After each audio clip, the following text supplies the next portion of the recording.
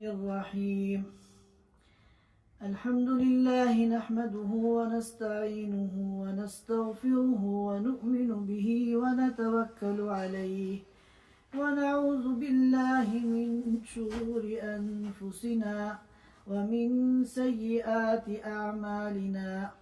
من يهده الله فلا مضل له ومن يضلله فلا هادي له، ونشهد أن لا إله إلا الله وحده لا شريك له، ونشهد أن سيدنا وحبيبنا ومولانا محمدا عبده ورسوله صلى الله تعالى عليه وعلى آله وأصحابه وبارك وسلم تسليما كثيرا كثيرا. أما بعد فأعوذ بالله من الشيطان الرجيم. بسم الله الرحمن الرحيم. إذا السماء انفطرت وإذا الكواكب انتثرت وإذا البحار فجرت وإذا القبور بعثرت علمت نفس ما قدمت وأخرت. يا أيها الإنسان ما غرك بربك الكريم الذي خلقك فسواك فعدلك في أي صورة ما شاء ركبك. صدق اللہ العظیم. حضرات سامعین کرام،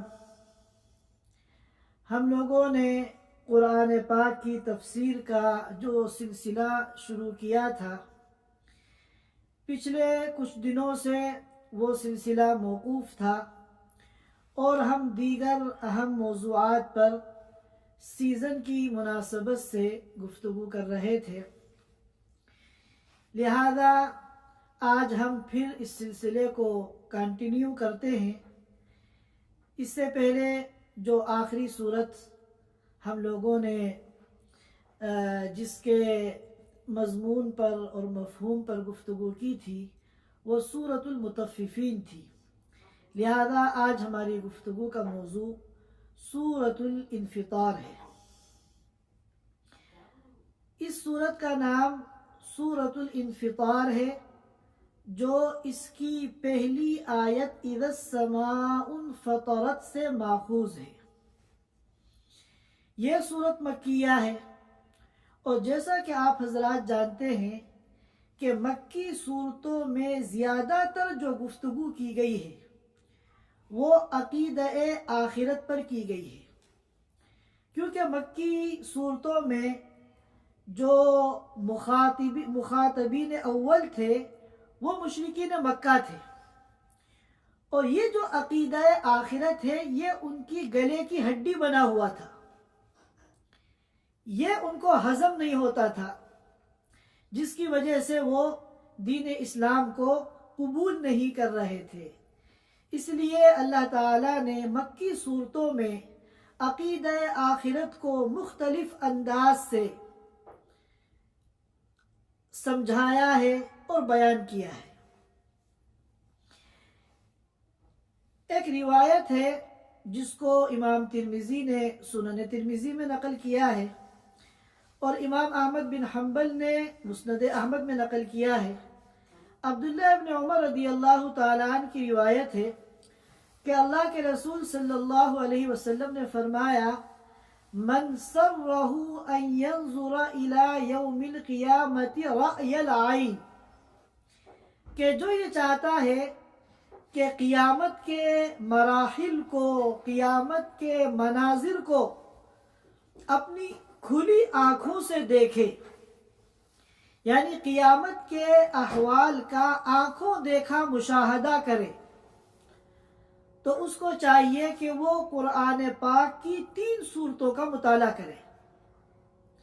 ایک صورت تو اس سے پہلے والی صورت ہے سورۃ التکویر، اذا الشمس كورت وإذا النجوم انکدرت، اور دوسری ہے یہی سورۃ الانفطار، اور تیسری سورت اللہ کے رسول صلی اللہ علیہ وسلم نے بیان فرمائی سورۃ الانشقاق، اذا السماء انشقت وَأَذِنَتْ لِرَبِّهَا وَحُقَّتْ۔ یہ قرآن پاک کی جو 3 صورتیں ہیں، ان میں اللہ تعالی نے قیامت کے اور آخرت کے چاروں مرحلوں کو بہت ڈیٹیل میں تفصیل کے ساتھ بیان کیا ہے۔ آپ جانتے ہیں کہ آخرت کے اور قیامت کی 4 مراحل ہیں۔ سب سے پہلا مرحلہ جب پہلی سور پھونکی جائے گی اور ساری دنیا اور آسمان اور ستارے اس سور کی آواز سے تہو بالا ہو جائیں گے، جن کی تفصیلات ہم مختلف صورتوں میں پڑھتے ہیں۔ پھر دوسرا مرحلہ ہے جب نفخہ ثانیہ ہوگا، دوسری مرتبہ سور پھونکی جائے گی، تو یہ سور جب پھونکی جائے گی تو سارے مردے جو ہیں وہ قبروں سے نکل کر زندہ ہو جائیں گے۔ اور تیسرا مرحلہ جو آخرت کا ہے وہ میدان حشر میں حساب کتاب کا ہے۔ اور چوتھا اور آخری مرحلہ جو ہے وہ جنت اور جہنم کا ہے۔ میدان حشر میں جب حساب کتاب ہو جائے گا تو اس میں جو جنت کے مستحق ہیں ان کو پھر جنت میں منتقل کر دیا جائے گا، اور جو جہنم کے مستحق ہیں ان کو جہنم میں منتقل کر دیا جائے گا۔ یہ آخرت کے مراحل میں سے چوتھا اور آخری مرحلہ ہے۔ پھر جنتی جنت میں رہیں گے خالدین فیہا ابدا، ہمیشہ ہمیش کے لیے، اور جہنمی جہنم میں رہیں گے خالدین فیہا ابدا، ہمیشہ ہمیش کے لیے۔ البتہ بعض ایمان والے جو گنہگار ہوں گے ان کو ان کے گناہوں کے بقدر جہنم کا عذاب دے کر پھر ان کو بھی ہمیشہ ہمیش کے لیے جنت میں منتقل کر دیا جائے گا۔ تو یہ جو آخرت کے 4 مرحلے ہیں وہ ان صورتوں میں خاص طور پر بیان کیے گئے ہیں۔ یہی وجہ ہے کہ اللہ کے رسول صلی اللہ علیہ وسلم نے فرمایا کہ جو آخرت کے ان مناظر کو، ان احوال کو کھلی آنکھوں سے دیکھنا چاہتا ہے تو وہ ان صورتوں کا مطالعہ کرے، کیونکہ ان صورتوں میں اللہ تعالیٰ نے آخرت کے سارے مراحل کی منظر کشی کی ہے۔ جب ان صورتوں کو ہم تدبر کے ساتھ معانی کو سمجھ کر پڑھیں گے تو آخرت کی ساری ہولناکیاں اور آخرت کے سارے مناظر ہماری آنکھوں کے سامنے جیسے کوئی ریل چلا دی گئی ہو اس طرح آ جائیں گے۔ اور یہ سورت جو سورۃ الانفطار ہے یہ قرآن پاک کی انتہائی عظیم الشان سورت ہے، کیونکہ اللہ تعالیٰ نے اس میں تہدیدی انداز میں یعنی دھمکی آمیز انداز میں کفار کو، فساق کو اور مجرمین کو مخاطب کیا ہے اور ان کو خواب غفلت سے بیدار کیا ہے اور ان کے ضمیر کو جھنجھوڑا ہے۔ اور حضرت معاذ بن جبل رضی اللہ تعالی عنہ کو ایک موقع پر اللہ کے رسول صلی اللہ علیہ وسلم نے عشاء کی نماز میں جن چند صورتوں کے پڑھنے کا حکم دیا تھا ان میں یہ سورۃ الانفطار بھی شامل ہے۔ تو یہ سورت جو ہے یہ انتہائی اہمیت کی حامل ہے، اور خاص طور پر اس سورت کی جو 6ٹھی آیت ہے، یا ایھا الانسان ما غرک بربک الکریم، اے انسان کس نے تجھے دھوکے میں ڈال دیا، کس نے تجھے خواب غفلت کے اندر سلا دیا اپنے اس رب کے سلسلے میں جو کہ کریم ہے۔ یہ آیت کریمہ بظاہر ایک مختصر سی آیت ہے، لیکن یہ انسانی ضمیر کو جھنجھوڑنے کے اندر بالکل بے مثال آیت ہے۔ جو لوگ قرآن کے معانی پر غور کرتے ہیں اور قرآن کو تدبر کے ساتھ پڑھتے ہیں اور قرآن کی تفسیر کو سمجھنے کی کوشش کرتے ہیں، وہ جب اس آیت کریمہ پہ پہنچتے ہیں تو ان کے دل کی جو حالت ہوتی ہے وہ تبدیل ہو جاتی ہے۔ سعودی عرب کے ایک عالم نے ایک واقعہ بیان کیا کہ جاپان کا ایک نو مسلم نوجوان تھا جو غالباً ام القریٰ یونیورسٹی مکہ مکرمہ میں جاب کرتے ہیں۔ ان کا کہنا یہ ہے کہ میرے اسلام میں داخل ہونے کا جو سبب ہے وہ سورۃ الانفطار کی یہی آیت ہے، یا ایھا الانسان ما غرک بربک الکریم۔ اس نوجوان کا کہنا یہ ہے کہ جب یہ آیت میں نے سنی تو میں حیران رہ گیا۔ میرے دل نے کہا کہ اس آیت میں جس طرح خطاب کیا گیا ہے یہ ایک عام انسان نہیں کر سکتا۔ یہ انداز خطاب اور یہ گفتگو کا انداز یہ کسی انسان کا نہیں ہو سکتا، یہ کوئی بہت عظیم طاقت والی ذات ہے جس نے اس انداز سے خطاب کیا ہے، یا ایھا الانسان ما غرک بربک الکریم۔ چنانچہ اس ایک آیت پر غور کرنے کی وجہ سے اس کے دل کی حالت بدل گئی اور وہ جاپانی نوجوان جو ہے وہ اسلام میں داخل ہو گیا، اور اس کے بعد اللہ نے اس کو توفیق دی، مکہ مکرمہ کے اندر جو ام القریٰ یونیورسٹی ہے وہاں وہ جاب کرتے ہیں۔ تو یہ جو قرآن کی آیتیں ہم سرسری طور پر پڑھ کر گزر جاتے ہیں اور ہم نہیں سوچتے کہ ان آیتوں کا کیا مضمون ہے۔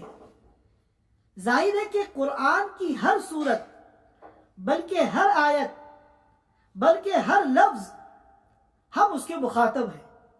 اللہ تعالیٰ اس لفظ کے ذریعے، اس آیت کے ذریعے، اس صورت کے ذریعے ہمیں کچھ بتانا چاہتے ہیں، لہذا ہم لوگوں کی ذمہ داری ہے کہ ہم قرآن کو سمجھنے کی کوشش کریں اور سمجھ کر پڑھنے کی کوشش کریں۔ ہم نے اپنے اکابر کو دیکھا کہ اس اہتمام سے قرآن کا ترجمہ اور اہل حق علماء کی تفسیر کا وہ مطالعہ کرتے تھے روزانہ، جس طرح قرآن کی تلاوت کا اہتمام کیا جاتا ہے۔ اور حضرت مولانا الیاس صاحب کانوی رحمۃ اللہ علیہ فرماتے تھے کہ اگر تم قرآن کو سمجھے بغیر پڑھو گے تو قرآن کی تلاوت کا جو اجر ہے وہ تو تمہیں ملے گا، لیکن قرآن کے مضامین سے جو تأثر ہے وہ تمہیں حاصل نہیں ہوگا۔ اس لیے ہم لوگوں کو اس کا اہتمام کرنا چاہیے کہ ہم قرآن کو سمجھ کر پڑھنے والے بنیں۔ ظاہر ہے کہ ہم علماء نہیں ہیں، ہم فقہا نہیں ہیں، ہم قرآن سے عقائد اور فقہی مسائل مستنبط نہیں کر سکتے۔ ان کے لیے تو فَاسْأَلُوا أَهْلَ الذِّكْرِ إِن كُنتُمْ لَا تَعْلَمُونَ۔ علماء ہیں، فقہا ہیں، جو قرآن کے معانی کے سمندر میں ڈوب کر غوطہ لگا کر سمندر کی تہ سے موتیاں نکال کر لاتے ہیں اور پوری امت کے سامنے پیش کرتے ہیں۔ یہ کام تو علماء اور فقہا کا ہے۔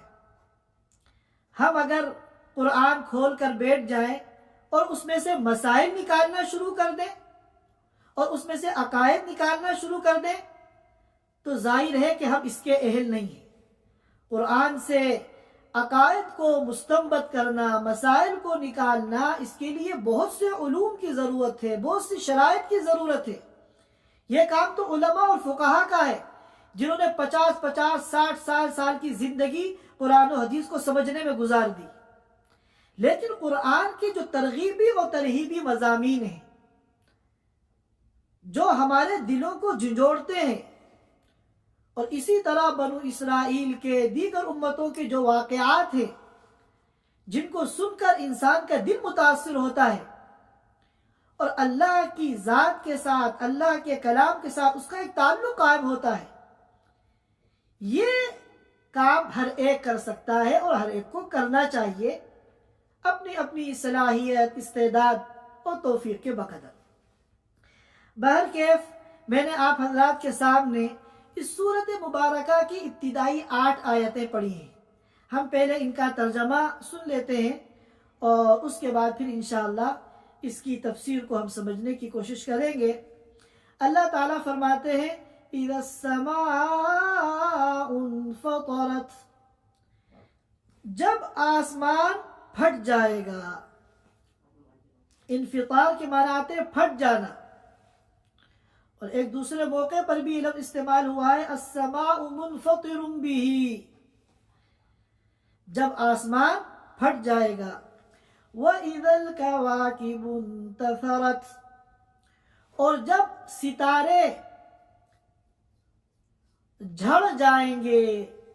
وَإِذَا الْكَوَاكِبُ انتثرت، اور جب کہ ستارے جھڑ جائیں گے یعنی ٹوٹ کر نیچے گر جائیں گے. وَإِذَا الْبِحَارُ فُجِّرَتْ، اور جب کہ سارے سمندر اور سارے دریا بہہ جائیں گے. آج تو سمندروں کے حدود ہیں، بارڈر ہیں، سمندر اپنے حدود کے اندر بہتے ہیں، دریا اپنے حدود کے اندر بہتے ہیں. لیکن جب قیامت آئے گی تو سمندروں کے حدود ختم ہو جائیں گے اور سارے سمندر اور سارے دریا بہہ کر سب آپس میں مل کر ایک پانی بن جائیں گے، ایک سمندر بن جائیں گے. وَإِذَا الْقُبُورُ بُعْثِرَتْ، اور جب قبروں کو اکھاڑ دیا جائے گا اور جو کچھ قبروں کے اندر مردے ہیں، مقبورین ہیں، وہ سب باہر آ جائیں گے. تو جب یہ 4 چیزیں پائی جائیں گی، نمبر 1 جب آسمان پھٹ جائے گا، وَإِذَا الْكَوَاكِبُ انتثرت، اور جب ستارے ٹوٹ کر گر جائیں گے. وَإِذَا الْبِحَارُ فُجِّرَتْ، اور جب سارے سمندر بہہ جائیں گے. وَإِذَا الْقُبُورُ بُعْثِرَتْ، اور جب قبروں کو اکھاڑ دیا جائے گا تو کیا ہوگا؟ عَلِمَتْ نَفْسٌ مَا قَدَّمَتْ وَأَخَّرَتْ، تو انسان جان لے گا، ہر انسان کو پتہ چل جائے گا ما قدمت وَأَخَّرَتْ، کیا اس نے آگے بھیجا. ما قدمت، قدم یقدم تقدیماً کے معنی کسی چیز کو آگے بھیجنا. وَأَخَّرَتْ، اور کیا اس نے پیچھے چھوڑا. اس کا کیا مطلب ہے وہ انشاءاللہ ابھی ہم آپ کو بتائیں گے. اس آیت کے مضمون کو سمجھنے سے پہلے یہ بات سمجھنی چاہیے کہ یہ جو 4 تغیرات عالم بیان کیے گئے ہیں، آسمان کا پھٹنا، ستاروں کا جھڑنا یعنی ٹوٹ کر گرنا، سمندروں کا بہہ جانا اور سارے سمندروں کا مل کر ایک ہو جانا. نمبر 4 وَإِذَا الْقُبُورُ بُعْثِرَتْ، قبروں کا اکھڑ جانا. یہ چاروں جو تغیرات ہیں ان کا تعلق آخرت کے پہلے مرحلے سے ہے. جب پہلی سور پھونکی جائے گی اور دنیا میں ایک زلزلہ آئے گا، قرآن نے اس کو زلزلے سے تعبیر کیا. یا ایھا الناس اتقوا ربکم ان زلزلۃ الساعۃ شیء عظیم، اے ایمان والو، اے لوگو، اپنے رب سے ڈرو، کیونکہ قیامت کا جو زلزلہ ہے وہ کوئی معمولی نہیں ہے. شیء عظیم، بہت بڑی چیز ہے. اور اس زلزلے کی عظمت کا اندازہ اس بات سے ہم لگا سکتے ہیں کہ اس دنیا کی تاریخ میں اس دھرتی پر نہ جانے کتنے بڑے بڑے زلزلے آئے. ایک ایک زلزلے میں ہزاروں لاکھوں لوگ لقمہ اجل بن گئے. بڑے بڑے شہر، بڑی بڑی بستیاں بہہ کر انہوں نے اپنا وجود کھو دیا. لیکن ان تمام تر طاقتور زلزلوں کے باوجود ان زلزلوں کا جو سارا اثر تھا وہ اس دنیا پہ تھا. آسمان کسی زلزلے سے متاثر نہیں ہوا. بڑے سے بڑے دنیا میں زلزلے آئے مگر ستاروں پر اور چاند اور سورج پر ان کا کوئی فرق نہیں پڑا. لیکن یہ جو قیامت کا زلزلہ ہے، ان زلزلۃ الساعۃ شیء عظیم، کہ قیامت کا جو زلزلہ ہے یہ بڑا بھیانک ہے. اس زلزلے کی وجہ سے صرف یہ دھرتی نہیں کانپے گی بلکہ آسمان بھی پھٹ پڑے گا. اور یہ جو ستارے ہیں آسمان پر چمک رہے ہیں، یہاں تک کہ چاند اور سورج، یہ سب ٹوٹ ٹوٹ کر نیچے گرنے لگیں گے، جھڑ جائیں گے. جب یہ چاروں باتیں پائی جائیں گی، آسمان پھٹ جائے گا، ستارے جھڑ جائیں گے، سمندر کا، سارے سمندروں کا پانی بہہ کر ایک سمندر بن جائے گا، قبروں کو اکھاڑ دیا جائے گا، مردے باہر آ جائیں گے. تو پھر اس کے بعد کیا ہوگا؟ یہ اذا شرطیہ ہے اور یہ 4 یہاں پر جو ہے شرائط ہیں، 4 شروط ہیں. اذا السماء انفطرت، ایک، جب آسمان پھٹ جائے گا. وَإِذَا الْكَوَاكِبُ انتَثَرَتْ، اور جب ستارے جھڑ جائیں گے. نمبر 3، وَإِذَا الْبِحَارُ فُجِّرَتْ، جب سارے سمندر بہہ جائیں گے. نمبر 4، وَإِذَا الْقُبُورُ بُعْثِرَتْ، جب قبریں اکھاڑ دی جائیں گی تو کیا ہوگا؟ عَلِمَتْ نَفْسٌ مَا قَدَّمَتْ وَأَخَّرَتْ. یہ جواب ہے اس شرط کا، جب ایسا ایسا ایسا ایسا ہوگا تو ہر انسان جان لے گا ما قدمت و اخرت، کیا اس نے اعمال آگے بھیجے اور کیا اس نے اعمال پیچھے چھوڑے. دیکھیے دنیا کے اندر نہ جانے کتنی نیکیاں ایسی ہیں جو آج ہمیں یاد نہیں ہیں، اور نہ جانے ہمارے کتنے گناہ ایسے ہیں جو آج ہمیں یاد نہیں ہیں. بلکہ بلوغ سے لے کر اب تک، ظاہر ہے کہ بلوغ سے پہلے تو انسان مکلف ہی نہیں ہے. بلوغ سے انسان کی تکلیف کی عمر شروع ہوتی ہے، وہ مکلف بنتا ہے. تو بلوغ سے لے کے آج تک جتنی بھی ہم نے نیکیاں کی ہیں، شاید ہمیں 10% بھی یاد نہ ہو، 90% سے زیادہ ہم بھول گئے. اور بلوغ سے لے کے اب تک جتنے ہم نے گناہ کیے ہیں، شاید ہمیں 10% یاد ہو، 90% سے زیادہ گناہ ہم کر کے بھول گئے. اور ظاہر ہے کہ کوئی بہت بڑی نیکی ہی نیکی نہیں ہوتی، بلکہ معمولی معمولی باتیں بھی اگر اس میں خیر کا اور صلاح کا پہلو ہے تو وہ نیکی ہے. حدیث میں آتا ہے لا تحقرن من المعروف شیئا، کسی بھی نیکی کو حقیر مت سمجھو، کیونکہ کوئی بھی نیکی حقیر نہیں ہے. وَلَوْ أَن تَلْقَى أَخَاكَ بِوَجْهٍ طَلِيقٍ، اگرچہ تم اپنے کسی بھائی سے بشاشت کے ساتھ، خندہ پیشانی کے ساتھ ملو.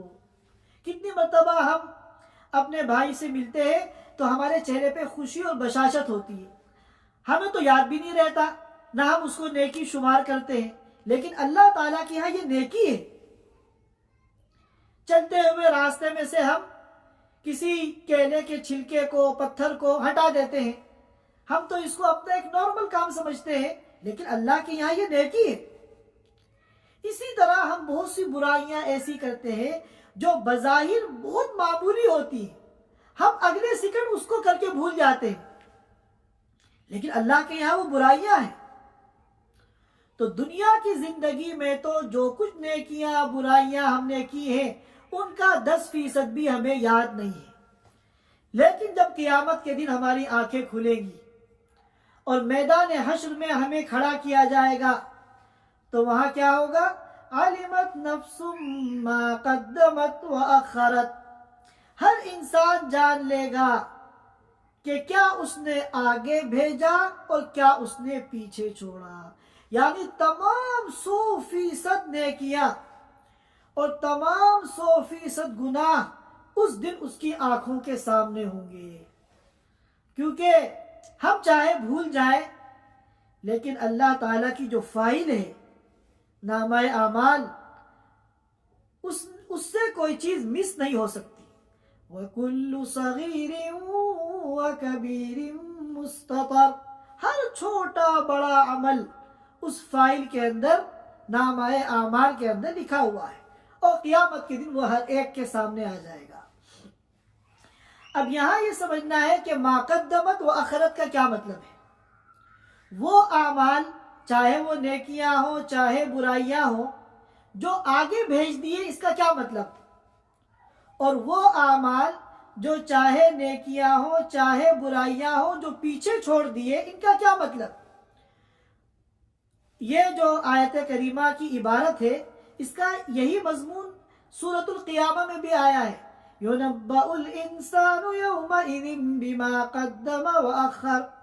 اس دن یعنی قیامت کے دن انسان کو بتایا جائے گا ما قدم، کیا اس نے آگے بھیجا، کیا اس نے پیچھے چھوڑا. تو اس سلسلے میں مختلف تفسیریں کی گئی ہیں. یہاں میں ایک تفسیر صرف آپ کے سامنے پیش کرتا ہوں تاکہ آپ اس ایک تفسیر کو ذہن نشین کر لیں. دیکھیے، بہت سے اعمال ایسے ہوتے ہیں ہمارے، چاہے وہ نیکی ہو چاہے وہ گناہ ہو. بہت سے اعمال ہمارے ایسے ہوتے ہیں جو ہم خود کرتے ہیں.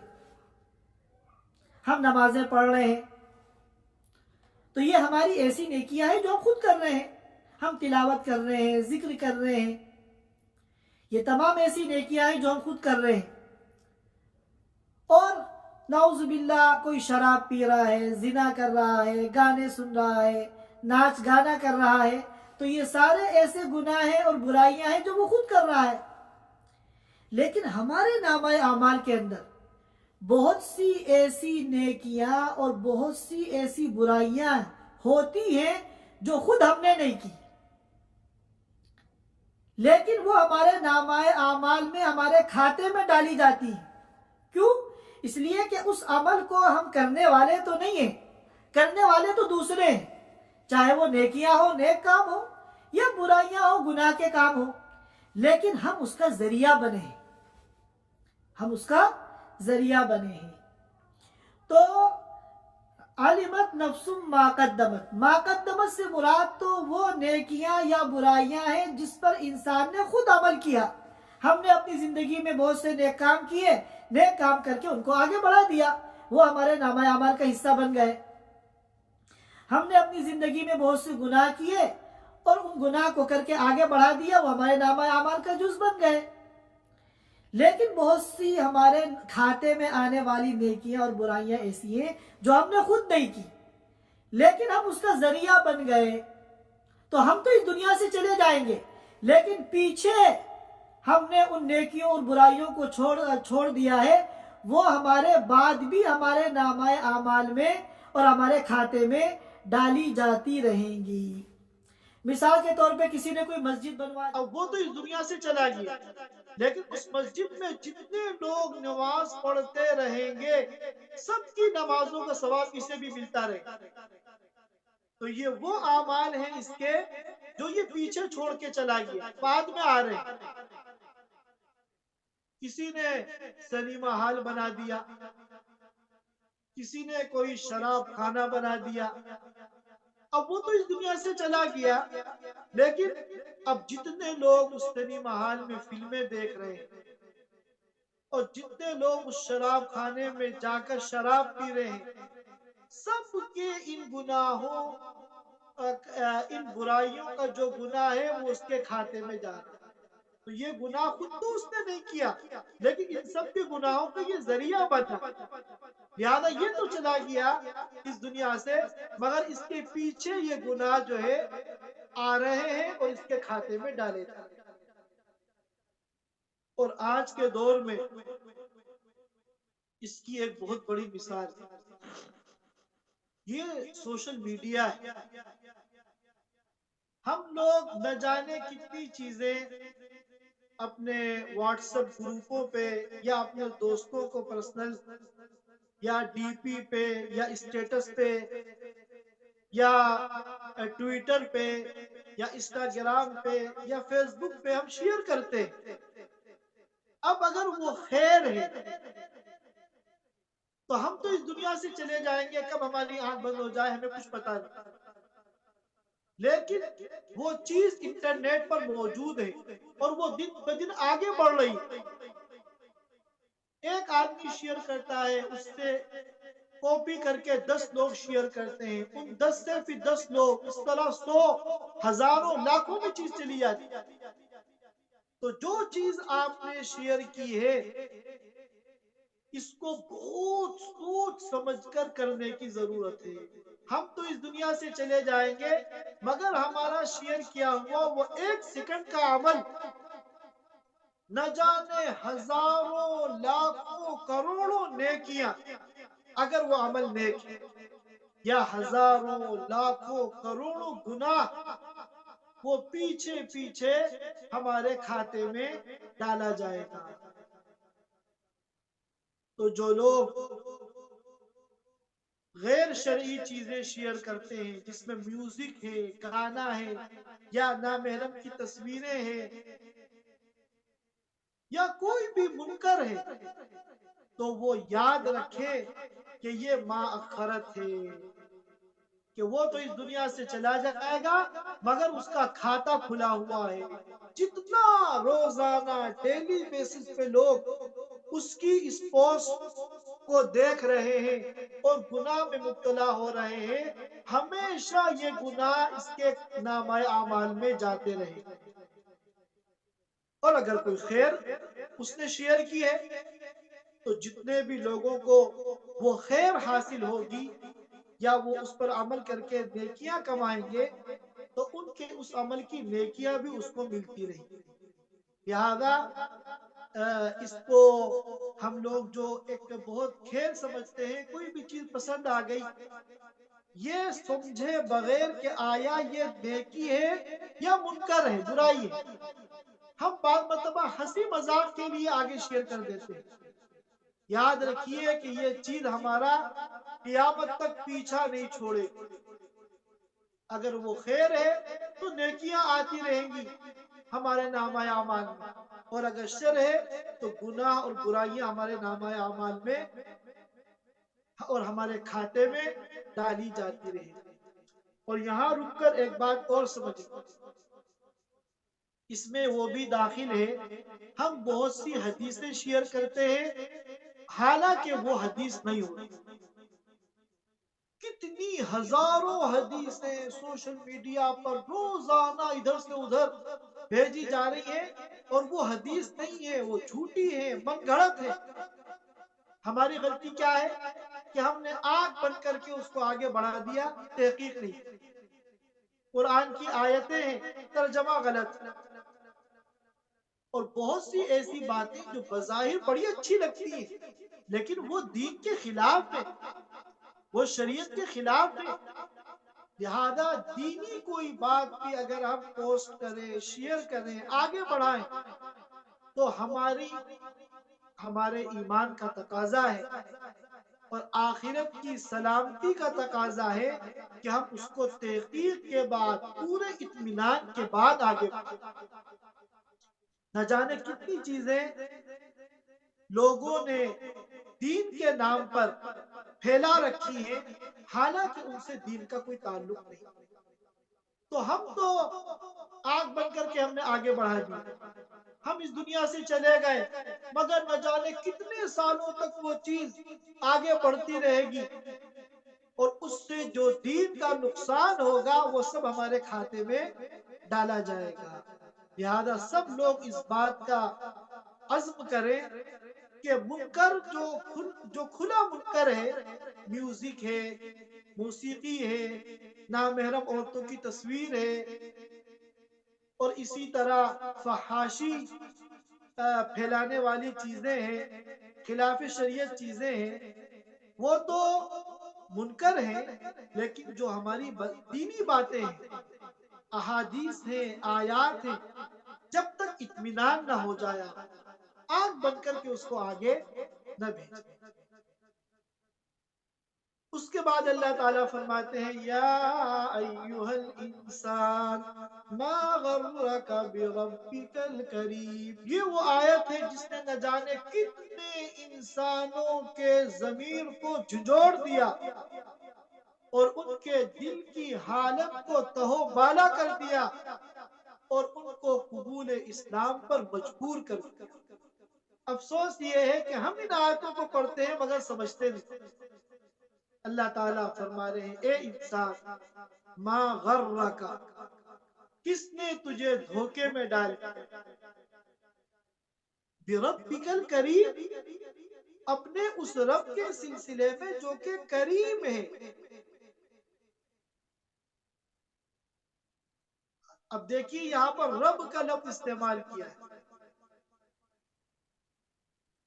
رب کہتے ہیں اس کے اندر بڑا عموم ہے، اس کے مفہوم میں بڑی وسعت ہے. اس کے اندر تین چیزیں آتی ہیں. نمبر ایک جو کہ خالق ہو، نمبر دو مالک ہو، نمبر تین رازق ہو. خالق بھی ہے، مالک بھی ہے، رازق بھی ہے، وہ رب ہے. اب انسان جس کو اللہ تعالیٰ نے کسی کسی نعمتیں عطا فرمائی، دنیا میں جو نعمتیں ہیں وہ تو چھوڑ دی جائے، خود اگر ہم اپنی ذات پر غور کریں، آنکھ ایک نعمت ہے، کان اللہ کی نعمت ہے، ناک اللہ کی نعمت ہے، منہ اللہ کی نعمت ہے، دماغ اللہ کی نعمت ہے، دل اللہ کی نعمت ہے. اتنی نعمتیں اللہ تعالیٰ کی انسانوں کو حاصل ہے کہ انسان اللہ کی نعمتوں میں گلے گلے ڈوبا ہوا ہے. اس کے باوجود وہ اللہ کی نافرمانی پہ تلا ہوا ہے. بے شرمی کی انتہا ہے کہ جس اللہ کی نعمتوں میں گلے گلے ڈوبا ہوا ہے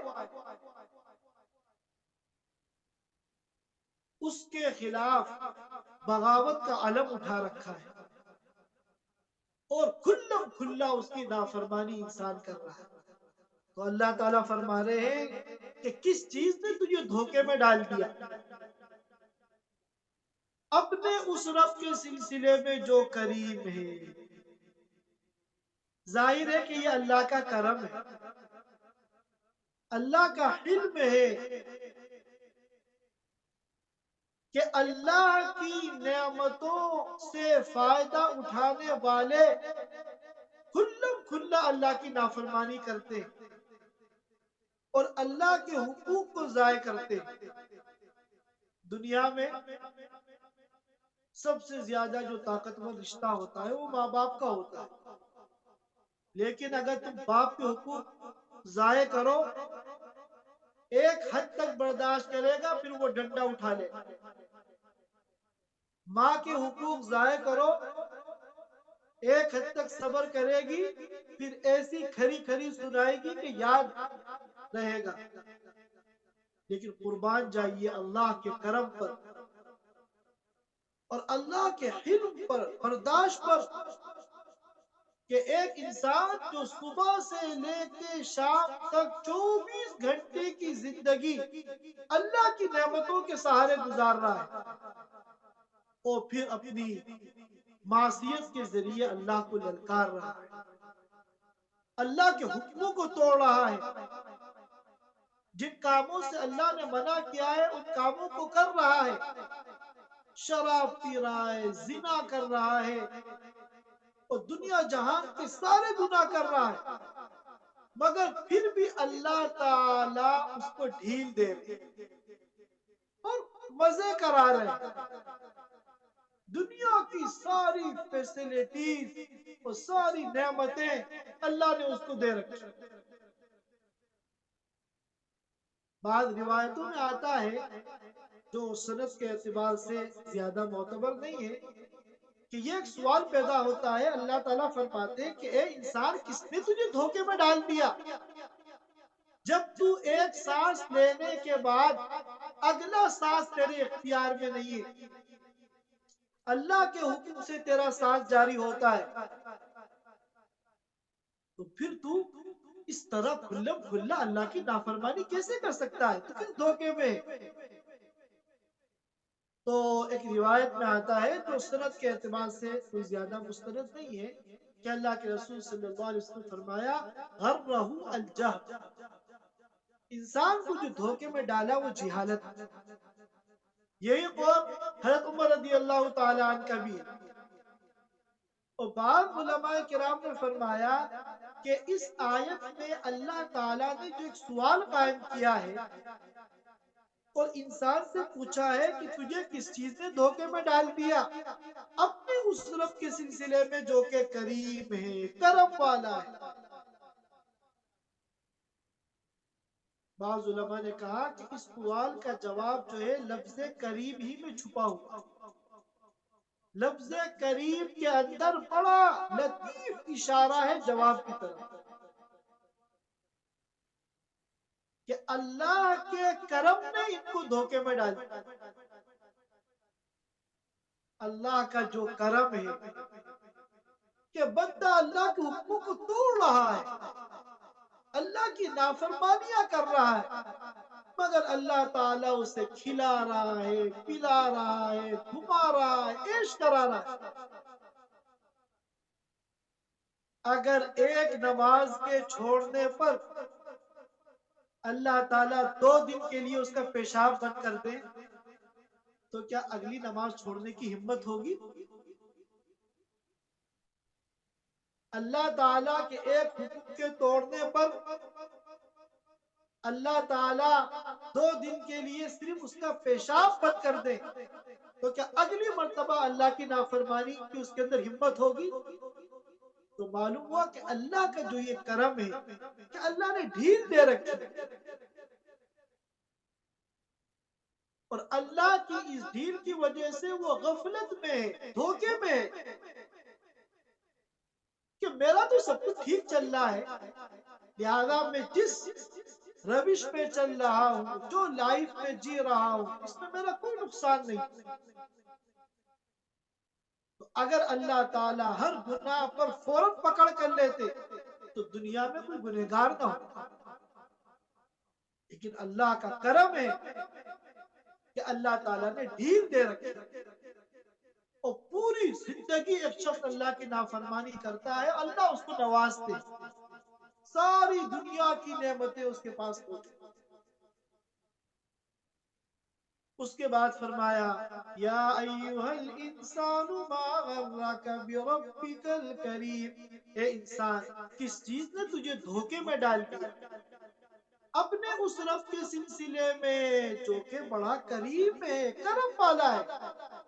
الذی خلقک فسواک، جس نے تجھے پیدا کیا، فسواک، اور تجھے ٹھیک ٹھیک بنایا، فعدلک، پھر تیرے اندر اللہ نے اعتدال پیدا کیا۔ فسواک، اس کا مطلب یہ ہے کہ جتنے انسان کے جسم میں اعضاء ہیں، اللہ تعالیٰ نے ایک ایک عضو کو بالکل ٹھیک طرح بنایا ہے۔ کان کا جو سائز ہونا چاہیے تھا اللہ نے وہی سائز کان کا بنایا، آنکھ کا جو سائز ہونا چاہیے تھا اور جو شیپ ہونا چاہیے تھا اللہ نے بالکل ویسے ہی بنایا، منہ کا جو سائز ہونا چاہیے تھا اللہ نے ایسے ہی بنایا، ناک کی جیسی ساخت اور بناوٹ ہونی چاہیے تھی اللہ نے ویسی بنائی۔ تمام اعضاء جو بنائے ہیں اللہ تعالیٰ نے وہ پرفیکٹ بنائے۔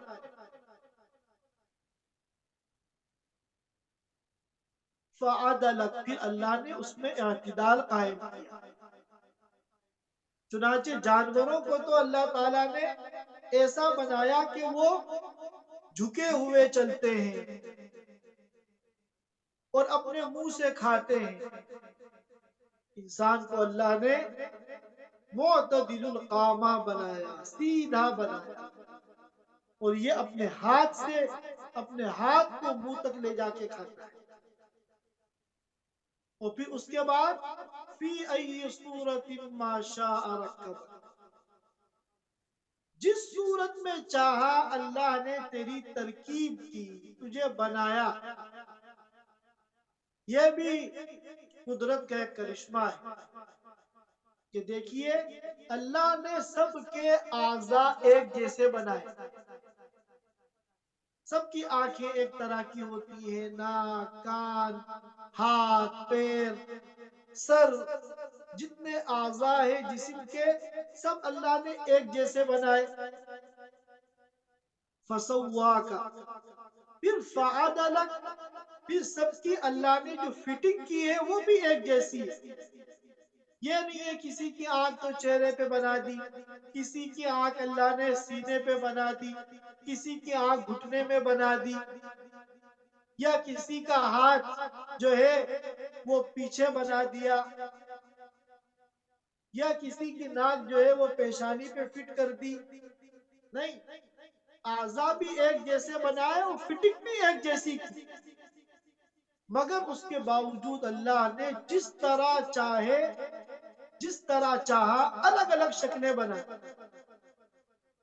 یہ قدرت کا کرشمہ ہے. اب دنیا میں دیکھیے کارخانوں میں چیزیں بنتی ہیں. اب مثال کے طور پر 2023 ماڈل لینڈ کروزر ہے، ٹویوٹا کمپنی میں بنتی ہے. اب انہوں نے کمپنی والوں نے کیا کیا، سارے پارٹس ایک جیسے بنائے اور ان کی فٹنگ بھی ایک جیسی کی. نتیجہ کیا ہوا کہ 2023 ماڈل کی جو لینڈ کروزر ہے 150,000 کھڑی ہو، سب ایک جیسی لگے گی. کوئی آپ فرق نہیں کر سکتے. کیوں؟ اس لیے کہ جب پارٹس بھی ایک جیسے ہیں اور فٹنگ بھی ایک طرح کی گئی ہے تو اب شکلوں کے مختلف ہونے کا امکان ہی نہیں ہے. ہزاروں لینڈ کروزر آپ شو روم کے اندر کھڑی دیکھیں گے 2023 ماڈل، سب ایک جیسی لگے گی آپ. لیکن انسان قدرت کے ایسے کارخانے میں بنا ہے جہاں پارٹس بھی ایک جیسے ہیں اور فٹنگ بھی ان کی سیم ہے، مگر اس کے باوجود فی ای صورت ما شاء رکب، اللہ تعالیٰ نے جس شکل میں چاہا تم کو بنا دیا. شکلوں کے اندر اللہ نے اختلاف کر دیا. ہزاروں لوگ ہمارے ذہنوں کے اندر ان کی شکلیں ہیں، سب کی شکلیں الگ، حالانکہ سب کے اعضاء بھی ایک جیسے ہیں، فٹنگ بھی ایک جیسی.